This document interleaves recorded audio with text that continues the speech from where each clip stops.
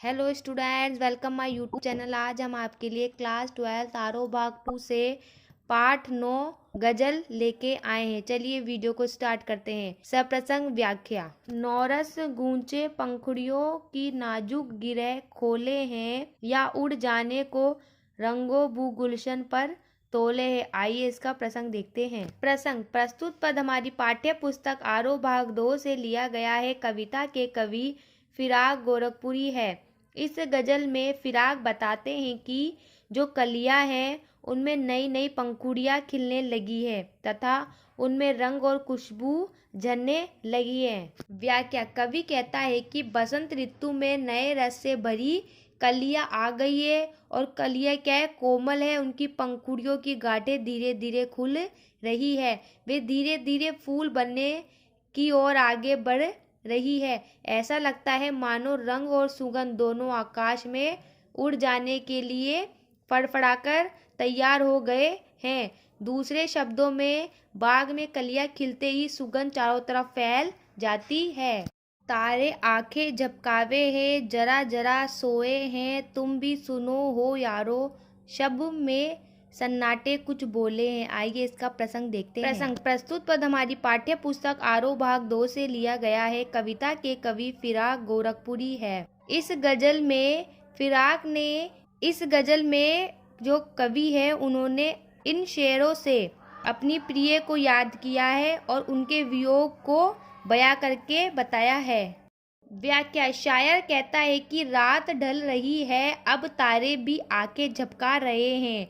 इस समय सृष्टि का कण कण सो रहा है, शांत है। वह कहता है कि हे मित्रों, रात में पराया यह सन्नाटा भी कुछ कह रहा है।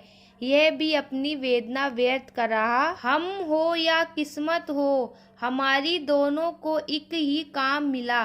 किस्मत हमको रो लेवे हैं, हम किस्मत को रो ले हैं। आइए इसका प्रसंग देखते हैं। प्रसंग। प्रस्तुत पद हमारी पाठ्य पुस्तक आरोह भाग 2 से लिया गया है। कविता के कवि फिराक गोरखपुरी है।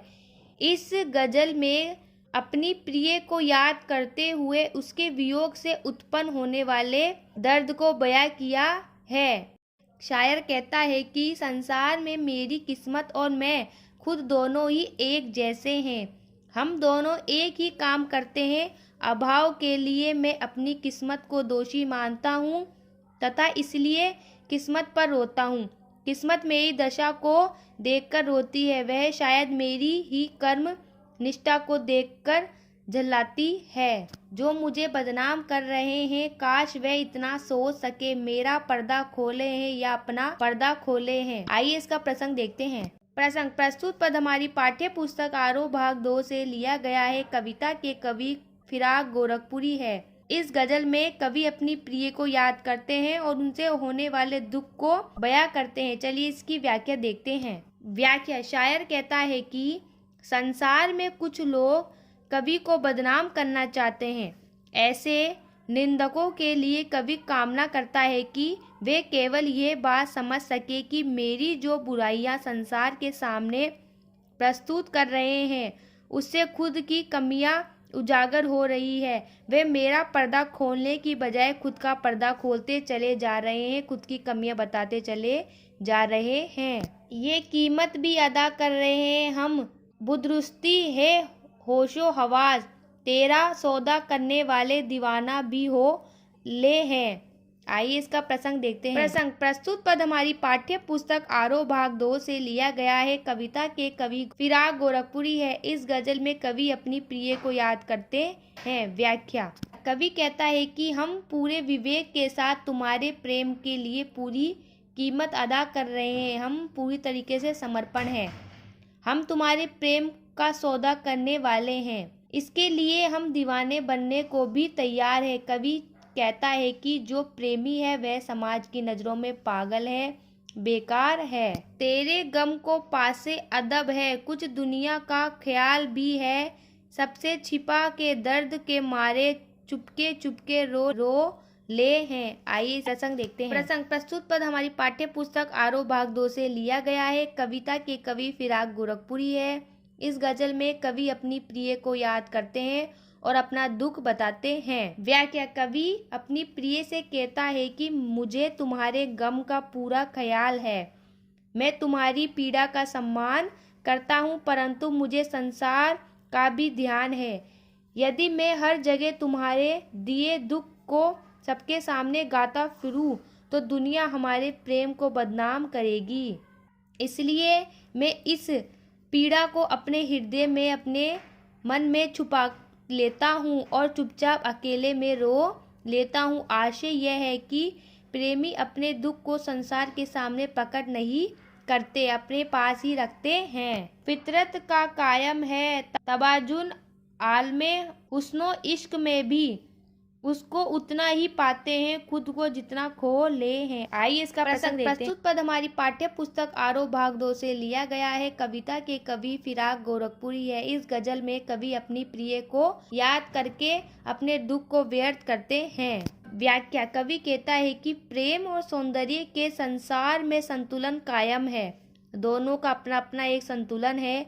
इसमें हम उतना ही प्रेम पा सकते हैं जितना हम स्वयं को खोते हैं, जितना हम खुद को खोते हैं उतना ही प्रेम पाते हैं। दूसरे शब्दों में प्रेम से ही स्वयं को मिटना पड़ता है। जो व्यक्ति जितना अधिक समर्पण करता है वह उतना ही प्रेम पाता है। आबो ताब अशार न पूछो, तुम भी आंखें रखो हो, ये जगमग बेतों की दमक है या हम मोती रोले हैं। आइए इसका प्रसंग देखते हैं। प्रसंग: प्रस्तुत पद हमारी पाठ्य पुस्तक आरोह भाग 2 से लिया गया है। कविता के कवि फिराक गोरखपुरी है। इस गजल में कवि अपनी प्रिय को याद करते हैं और अपने दुख को व्यर्थ करते हैं।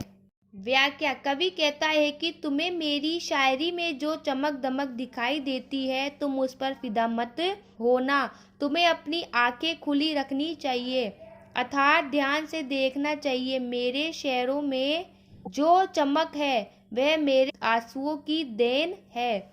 दूसरे शब्दों में कवि की पीड़ा उसके काव्य में दर्द भरकर आया है। ऐसे में तो तू याद आए हैं अंजुमने मय में रिंदों को, रात गए गद्दू पे फरिश्ते बाबे गुनाह जग। आइए इसका प्रसंग देखते हैं।